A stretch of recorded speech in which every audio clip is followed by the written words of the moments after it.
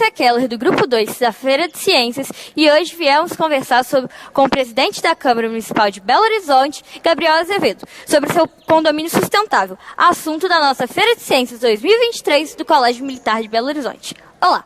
Olá, Letícia, é um prazer receber vocês aqui e é uma alegria estar com alguém que estudou no colégio, a quem eu devo tudo. Sou ex-aluno do Colégio Militar e desejo que essa instituição continue formando gente como você.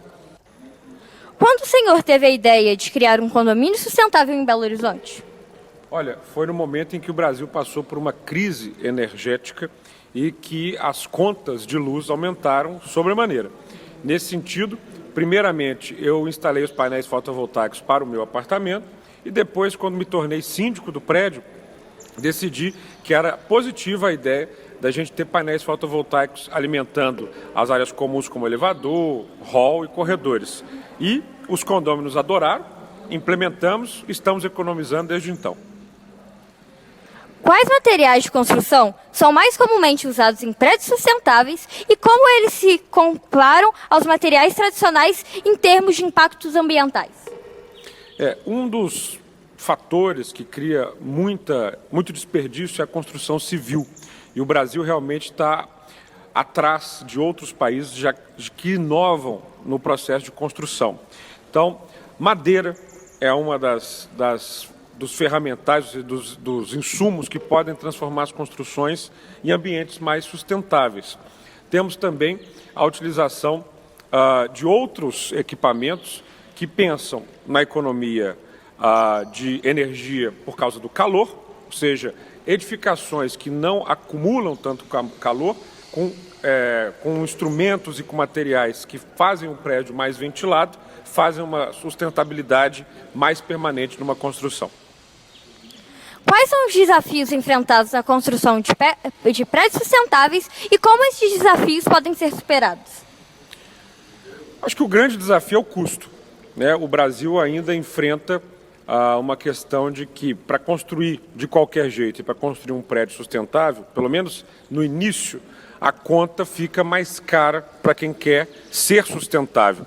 Nesse sentido, é importante que a gente tenha legislações, incentivos e ações do poder público para fazer com que cada vez mais as pessoas optem por serem sustentáveis na construção.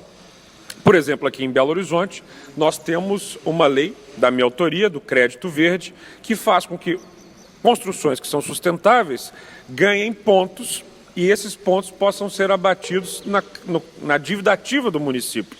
Isso é um cashback verde e, portanto, faz a conta fechar e incentiva as pessoas a optarem pela sustentabilidade.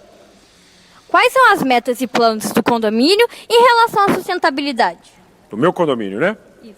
Bom, então acho que a gente deu um passo importante no sentido de diminuir a conta de luz e passar a contar com energia fotovoltaica para nosso consumo.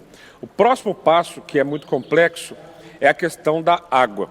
Porque os prédios mais antigos, eles não têm medidores individuais. Então você tem uma conta de água para todo mundo. Então uma pessoa que mora sozinha, em comparação a uma pessoa que tem uma família de 8, 10 pessoas, vão pagar o mesmo tanto de água, porque é a taxa do condomínio. Inserir, portanto, encanamento novo, encanamento da década de 50 está defasado, medidores individuais, equipamentos que retiram o ar da tubulação e da água, fazem com que você não tenha desperdício. Belo Horizonte desperdiça mais de 30% da sua água potável, nos encanamentos urbanos e nos encanamentos individuais. E desperdiçar água é algo que ninguém deveria fazer, sobretudo num planeta onde a água é tão ruim. Para além disso, como o prédio foi tombado recentemente como patrimônio da cidade, há a ideia de reforma da fachada e modificação do hall para que uma ventilação natural resfrie o prédio de modo a usar menos energia. Quais são as expectativas futuras para o desenvolvimento de condomínios sustentáveis no nosso país? Depende de cidade para cidade. Nós temos um Brasil repleto de realidades distintas. Então, existem cidades que ainda estão tentando discutir a habitação pura e simples, porque as pessoas moram em palafitas, em rio, não tem esgoto, não tem as condições básicas. Ao mesmo tempo que nós temos cidades extremamente desenvolvidas, que estão pensando uma iluminação mais eficiente, a ausência de desperdício de água. Particularmente, a energia fotovoltaica tem avançado muito, e eu acho que isso é uma maneira de ter uma cidade mais inteligente e sustentável. Então, vai variando de lugar para lugar. Belo Horizonte pode avançar muito nisso se o poder público abraçar essa ideia com mais vigor. Eu acho que aqui em Belo Horizonte nós temos um potencial, sobretudo em bairros residenciais, que tem casas individuais, de termos uma energia fotovoltaica para todo mundo, né? Então, isso é muito positivo e depende, claro, de caso a caso, e do governo federal ter um olhar mais urbano. Eu sempre digo isso, sabe, assim, quando se faz um projeto como Minha Casa Minha Vida, você não pensa em criar habitação nos prédios que estão vazios no hipercentro, em bairros tombados, mas que não estão sendo utilizados, você pensa em criar um conjunto habitacional lá longe. Um dos problemas que eu vejo muito graves no Brasil é a mobilidade, né? Ou seja, as pessoas estão presas no trânsito e por isso, às vezes em carros individuais, gerando gás carbônico, gerando poluentes para a atmosfera. Então você tem que pensar numa cidade mais compacta, mais adensada, onde as pessoas compartilhem mais os espaços e usem de maneira mais inteligente os seus insumos. Quais são os critérios de certificação mais comuns utilizados para avaliar a sustentabilidade de um prédio e como eles afetam sua viabilidade a longo prazo? Olha, aqui em Belo Horizonte nós temos o selo verde, que se compõe junto com o crédito verde, o certificado de crédito verde, e a partir do momento em que a construção consegue o selo, seja de prata, de bronze, prata, ouro ou diamante, ela vai conseguir esse cashback de sustentabilidade. Então, você tem lá uma série de pontuações, são 70 itens, e à medida em que você vai pontuando, você vai ganhando sua medalha de bronze, de prata, de ouro ou de diamante. O que está sendo o incentivo municipal tributário em termos de legislação a investir em sistemas sustentáveis, já que os sistemas deu um preço muito elevado? Como eu disse, você tem aqui o crédito verde, mas eu acredito que a gente pode aprimorar. Há cidades, por exemplo, como Salvador, que tem o IPTU verde. Ou seja, as habitações, as construções, os prédios que vão na linha da sustentabilidade têm um desconto no seu IPTU. E o Brasil é essa coxa de retalhos, né, de taxas e tributações e impostos. Os incentivos ainda são muito municipais.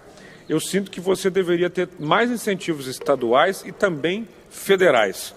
Vamos pensar que o Brasil hoje torra bilhões e bilhões de reais subsidiando, por exemplo, a indústria automobilística.